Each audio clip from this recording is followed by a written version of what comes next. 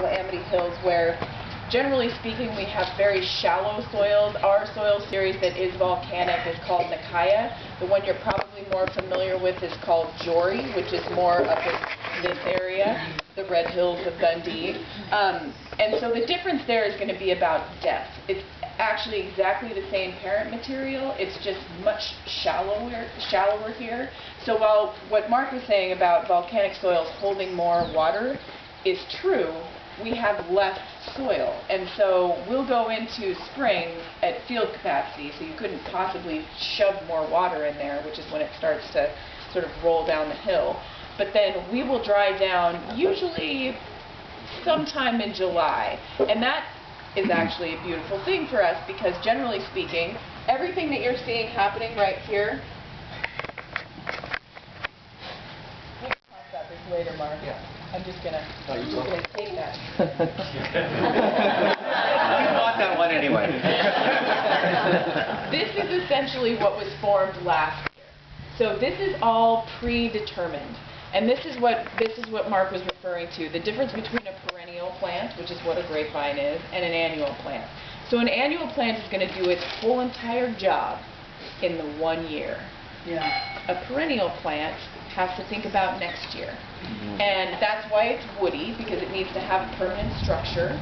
And it also is going to have to be thinking not just about what's happening this year, but also about what's happening next year. So this whole thing comes out of a bud that was formed the previous year, and all of this, so basically the first 12 or so leaves are already here. They're just unfolding. And this is all basically cell expansion. So these cells are all formed, cell expansion, and then we'll get into new cell creation once we get to the top of that 12 leaves.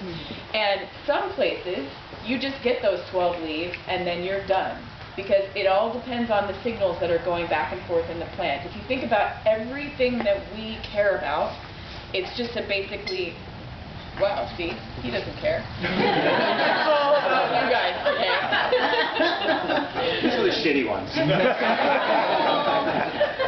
This is just a set of feedback mechanisms. The plant is basically communicating with this environment constantly to give you what finally ends up in the glass. And what we do is a lot less than we think we do.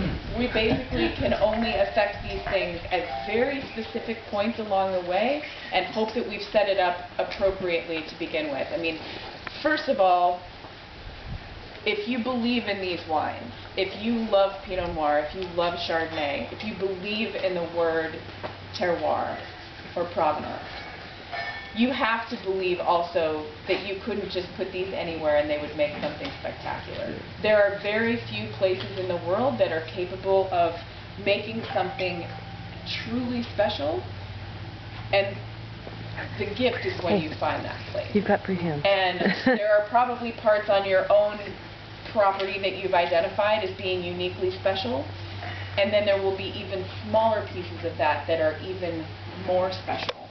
So listening to that and having a feel for that is one of the only real gifts in this business, because there is that sort of overwhelming desire once a region has been discovered to think that, oh, I'll just go buy 50 or so acres and I'm in like Flynn. And it's not so. There are profoundly uninteresting places to grow Pinot Noir here, and that that happens every day. Right down there. Right.